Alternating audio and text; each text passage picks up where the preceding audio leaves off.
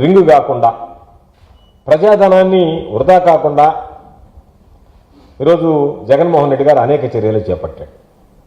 వాటన్నిటికీ ఈరోజు దాదాపుగా మంగళం పాడి కాంట్రాక్ట్ సంస్థలు రింగ్ అవుతున్నాయి, ప్రజాధనం వృధా అవుతుంది. దాంతోపాటు ప్రశ్నిస్తానంటూ వచ్చినటువంటి వాళ్ళు కొంతమంది ఈరోజు ప్రశ్నించలేక ఆ అవినీతి పాలకులతోనే అంటగాకేటువంటి పరిస్థితి ఏర్పడింది. ఈరోజు పరిస్థితి అందరి కాడికి దోచుకోవడం, ఆ దోచుకున్నది మొత్తం దాచుకోవడం అనేటువంటి సిద్ధాంతం మీద పనిచేస్తున్నారు తప్ప ప్రజల అభివృద్ధిని గురించి కానీ, సంక్షేమాన్ని గురించి కానీ, ప్రజల యొక్క ధనాన్ని గురించి ఏ విధంగా మనం బాధ్యతగా వ్యవహరించాలి, కస్టోడియన్స్గా వ్యవహరించాలి అనేటువంటి కనీస విషయాలని ఈరోజు దృష్టిలో పెట్టినటువంటి పరిస్థితులు లేదు. అందుకే చెప్పాం, గత ప్రభుత్వంలో ఉన్నటువంటి అనేక రకాలైనటువంటి క్రైటీరియాలు ఉన్నాయి.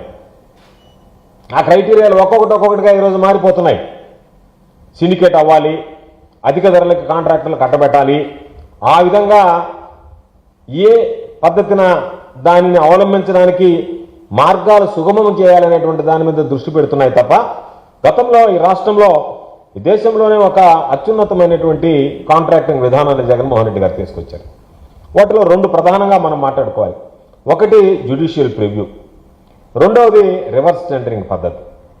ఈ రెండింటిని కూడా చంద్రబాబు నాయుడు ప్రభుత్వం రాగానే ఏదైతే ప్రజాధనం దుర్వినియోగం కాకుండా ప్రజాధనాన్ని కాపాడడానికి, కాంట్రాక్టుల మధ్య పోటీతత్వం నెలకొల్పడానికి, రింగు కాకుండా అవినీతికి పాల్పడకుండా ఉండడానికి జగన్మోహన్ రెడ్డి గారు ప్రభుత్వం తీసుకొచ్చినటువంటి జ్యుడిషియల్ ప్రివ్యూ ఏదైతే ఉందో దానిని అటకెక్కించారు.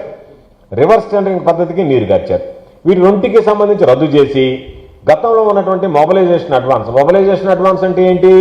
కాంట్రాక్టుగా కుడి చేత్తో ఇవ్వడం, ఎడం చేత్తో తీసుకోవడం కమిషన్. ఆ పద్ధతిని మరలా గతంలో లేనటువంటి పద్ధతిని మరలా ఈరోజు తీసుకురావడం జరిగింది. ఈరోజు ఒకసారి చూద్దాం, అమరావతి భూములకు సంబంధించి ఏం జరిగింది. రాజధాని, ఆ రోజు ప్రతిపక్షంలో శాసనసభ్యులుగా ఉన్నాం మేము.